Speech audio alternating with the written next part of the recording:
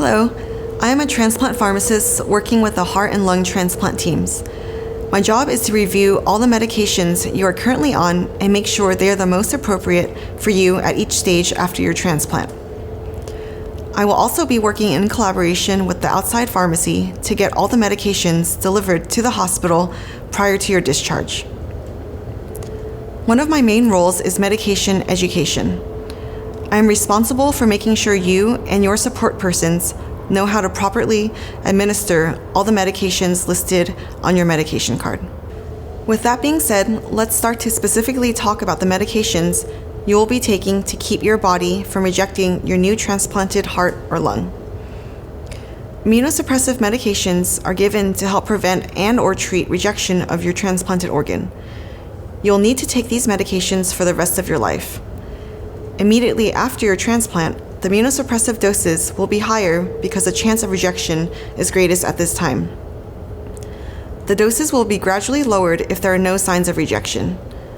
You will also be taking anti-infective medications to prevent bacterial, fungal, and viral infections because the immunosuppressive medications can weaken your immune system and make you more susceptible to infections. This is a general overview of your immunosuppressant regimen. The following medications are your most important medications to prevent rejection of your newly transplanted organ.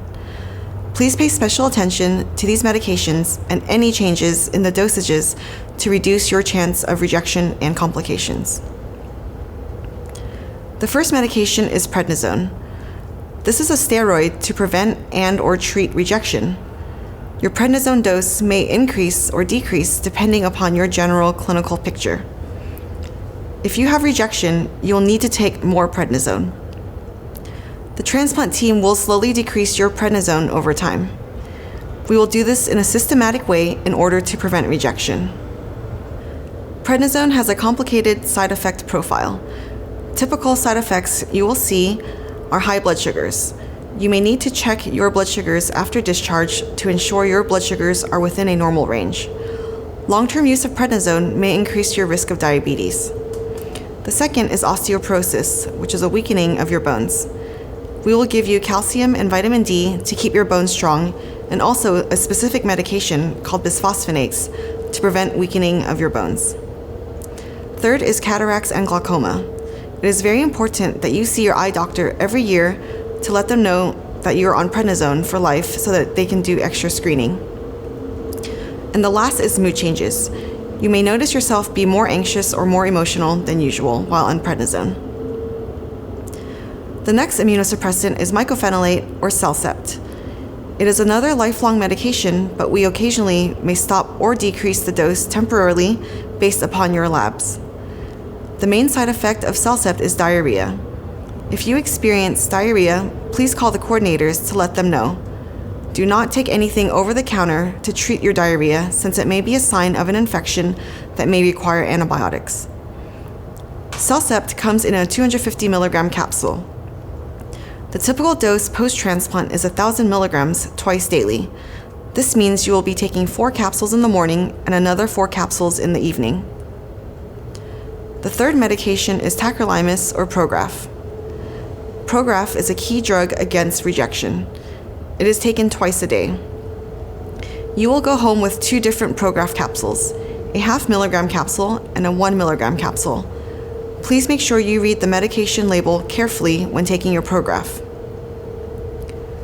We are monitoring your Prograf levels every day while you are in the hospital to make sure your levels are not too low, which can lead to rejection, or too high, which can lead to serious side effects. You will be checking your labs twice weekly after discharge. Side effects to look out for are a slight tremor of your hands, and this is okay. However, if it is a tremor that gets in the way of your daily activities, such as eating or driving, please let us know. If you have a headache that is not relieved by any pain medication, please let us know, as this may be a sign that your Prograf level is too high. A very rare but serious side effect is seizures. This may happen if your Prograf level is very high. If anyone witnesses you having a seizure, please call 911 right away. It is very important that you check your Prograf levels as instructed. It must be drawn around 8 a.m. before you take your morning Prograf dose. If you happen to check your lab after your dose, your Prograf level will not be accurate and the transplant team will not be able to adjust your dose appropriately. So always remember, blood before drug or B before D. There are many drug interactions associated with Prograf, so it is important to notify us of any changes to your medications. This includes any over-the-counter medications and prescription medications. The last medication is azithromycin. We will start azithromycin 30 days after transplant to prevent inflammation around your lungs. It is only taken on Mondays, Wednesdays, and Fridays. Hi, I'm a heart and lung transplant pharmacist. I will be talking about the medications that we use to prevent infection.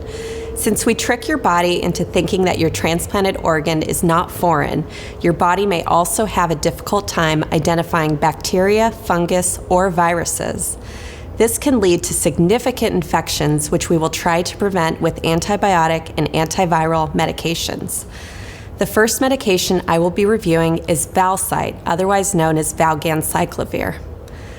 Valsite is a medication to prevent a viral disease known as cytomegalovirus or CMV. CMV is a very common virus, and most individuals have been exposed at some point in their lives. We will prescribe Valsite to you to prevent the virus from causing significant disease. The length of time you will be asked to take this medication is dependent upon your previous exposure and your donor's previous exposure to the virus. Typically, we ask patients to be on the medication at least a year and maybe even lifelong. Valsite is typically well tolerated, but the dose may need to be adjusted for your kidney function. The next medication is sulfamethoxazole trimethoprim, otherwise known as Septra or Bactrim. You will be on this medication or a similar medication to prevent PCP pneumonia for the rest of your life. There are reasons that this medication may be held or switched to an alternative. However, you should always contact the transplant nurse coordinator if you are not sure if you are taking this medication. Other medications that may be used to prevent PCP may include dapsone, pentamidine, and atovaquone. These medications are also typically well tolerated, and our patients usually experience minimal side effects. The next medication is an antifungal therapy. Fungal infections of the mouth, called thrush, or in the lungs are very common after transplant. To prevent this, we will ask you to take an antifungal medication for the first few months following your transplant. The typical antifungal medications prescribed are fluconazole, voriconazole, or posaconazole. It is very important to mention that these antifungal therapies have a significant interaction with tacrolimus, which is otherwise known as Prograf, or Rapamune, which is otherwise known as sirolimus, which are very important anti-rejection medications. So whenever we instruct you to stop or start one of these antifungal medications, your tacrolimus or Rapamune dose will have to be adjusted. If this medication is stopped or restarted, please contact the transplant nurse coordinator with instructions to change your tacrolimus or Rapamune dose. The next few medications to discuss are the inhaled medications. The first inhaled medication is amphotericin B. This is an inhaled medication that you will take twice daily for the first 2 months after your transplant. Since this drug is a little harder to administer, a home nurse will come to your residence to help you learn how to use this medication once you leave the hospital. It is okay if you miss a few doses while waiting for the home nurse to come. Instructions on how to make this medication suitable for inhalation is provided in your transplant binder, but please wait for the home care nurse to demo this at home for you. It is important to remember that this medication needs to remain refrigerated. The next medication is Toby or tobramycin. This is an inhaled antibacterial medication that you may be asked to take for the first 3 months post-transplant. You will take this drug twice daily for 28 days, then stop for 28 days, and then resume the medication twice daily for a final 28 days. It is possible that you might continue taking this medication longer, but in this case, we would let you know. Like amphotericin that I mentioned above, the home care nurse will come to your residence to help you learn how to use this medication once you leave the hospital. Once again, it's okay if you miss a few doses while waiting for the home nurse to come. If you are taking Toby, the brand name, it is important to remember that this medication is refrigerated, but may be left out of the refrigerator for 28 days. Hi, I'm a transplant pharmacist working with the heart and lung transplant teams. I will be going over important general information you should know regarding your medications post-transplant. Medication changes. Most medication changes will be done over the phone. It is very important that you understand which medications being discussed and the doses being changed, because there are more potential for miscommunications over the phone. Please follow the following instructions. Get your medication card and pencil out to make the changes immediately. If you wait, there is a strong likelihood you will forget or misremember the doses that you were told. Repeat back to the person the change is being made. As a patient, I would say, so what you're telling me is that my Prograf level is too low. I will change my dose from 0.5 milligrams twice daily to 0.5 milligrams in the morning and 1 milligram at night, correct? We will only call to make medication changes. Therefore, on lab days, if you do not get a call to make a dosage change, then continue to take all medications instructed by the medication card. Missed doses. It cannot be stressed enough that missing a medication alters drug level in the body, which can have detrimental effects. It is very important that medications are not missed. If you do accidentally miss one, take the medications as soon as you remember, unless it is very close to the next dose, then skip the dose. Do not double up. If you miss 2 or more doses, call the transplant coordinators during working hours, Monday through Friday, 8 to 5 p.m., or the on-call physician after 5 for instructions. Side effects. All medications have side effects. You may experience side effects, especially in the beginning when immunosuppression drugs doses are high. However, you may experience some symptoms that are very general and may not be caused by medications at all. Inform the transplant team if you think a medication is causing any side effects. We can help determine which is the cause of the particular symptom. Please do not stop what you think is the offending agent yourself, or just important, treat with any of the over-the-counter medications, since they may have adverse drug interactions with your transplant medications. Medications prior to transplant. Your pre-transplant medication list will be analyzed at the time of transplant. The transplant team will continue only the medications which are still appropriate. Only those approved medications will be written on your medication card. If you are concerned about any of your old medications being stopped after transplant, please talk to your physician or pharmacist.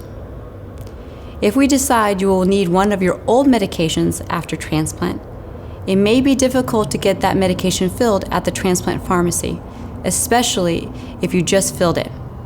Therefore, please bring all medications from your home.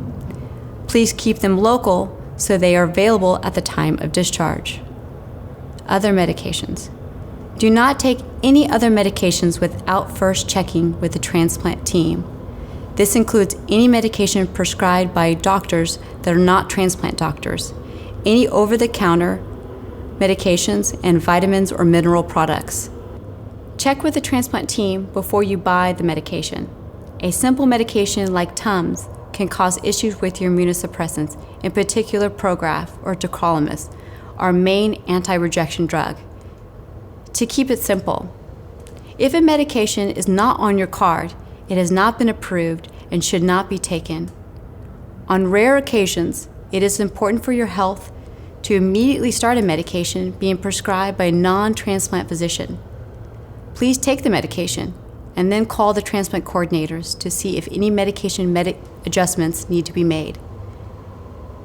Taking medications which are not emergent without checking with the transplant team first may result in serious and dangerous side effects. The only over-the-counter pain medication that is allowed is Tylenol or acetaminophen. No ibuprofen, Advil, Motrin, or naproxen Aleve can be taken, not even one. Make sure your doctors know all the medications you are taking, including those prescribed by other doctors. Labs. Your blood will be drawn 2 to 3 times weekly when you leave the hospital. Monday and Thursdays for the lung transplants, and Monday, Wednesday, and Friday for the heart transplant patients. You must get your blood drawn around 8 a.m. before you take any of your morning medications. This level is ideally drawn 11 to 12 hours after your evening dose the night before, so it is important to take your medications dose at 9 p.m. as instructed and get labs drawn the next morning at the instructed time. If you accidentally forget that it is a lab day and already took your morning medications, then wait another day to have your labs drawn. On lab days, please continue to take your Prograf or tacrolimus as directed. We will not call unless we need to make a dosage change with you. If you do not hear from us, then continue to take Prograf as instructed on your blue or yellow medication card. Organizing your meds. Medisets or pill boxes are a great way to keep your medications organized. They are the key to simplifying this complicated medication regimen for the long term. Pharmacies. A transplant pharmacy close to UCSF Medical Center will be used to fill your medications at the first several months after transplant. This is preferred to your usual home pharmacy because access to the pharmacy is limited, since you are asked to stay in San Francisco for the first 6 weeks following discharge. If you wish to transfer your prescriptions to another pharmacy once you are released back to your home, have your home pharmacy call the transplant pharmacy and transfer the medications. Prior to transferring the medications, please make sure that your home pharmacy can handle the transplant medications. If you wish to continue with the transplant pharmacy, they will mail medications to your home. Mail order pharmacies can be a cost-effective way to save money, but we do not recommend them during the first several months after transplant. During this time, we are usually making a significant amount of medication changes, and the mail order pharmacies can be difficult to coordinate with. Filling and refilling medications. The first 30 days of medications have been coordinated by the transplant pharmacist with a transplant pharmacy and will be delivered to the hospital. Once they have been delivered, the transplant pharmacist will inventory the medications to quickly make sure everything has been ordered, has been filled. We will then ask you and your caregiver to inventory the medications against your finalized medication card. You may think this is a redundant process, but it is very important.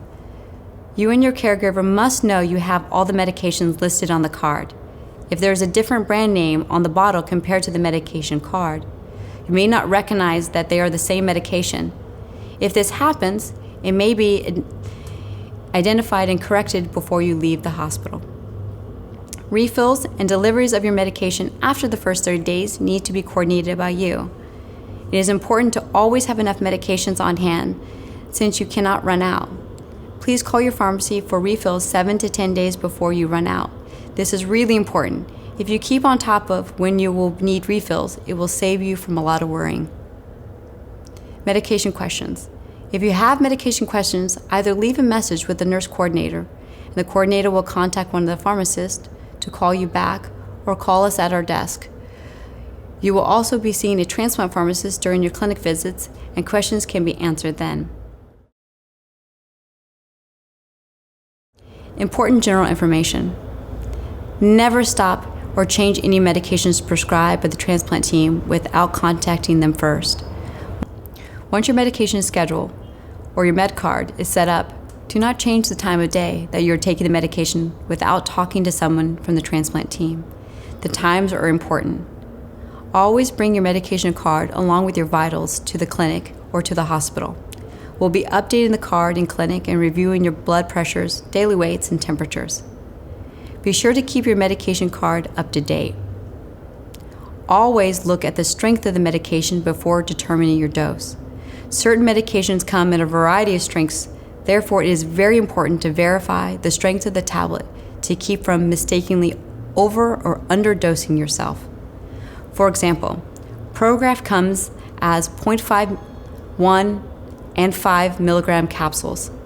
Patients have mistakenly grabbed the wrong strength when dosing their meds and accidentally over or underdosed themselves.